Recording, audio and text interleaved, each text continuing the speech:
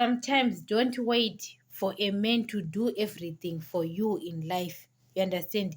Don't wait for your husband. Guys, most of the men, they get tired of the demands most of the times.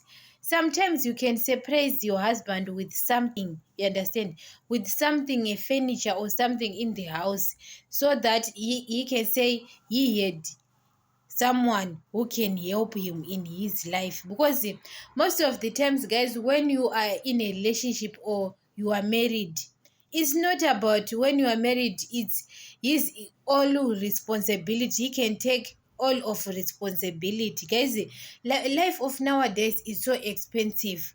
It's so expensive, you understand. You have to help your partner, especially you know that you are independent. Maybe you are working, you understand, you have to help your partner. Just because, guys, life is so expensive, especially in expensive at end of the month, you understand.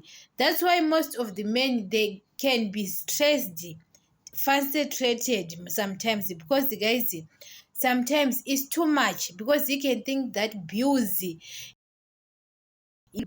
alone, you understand.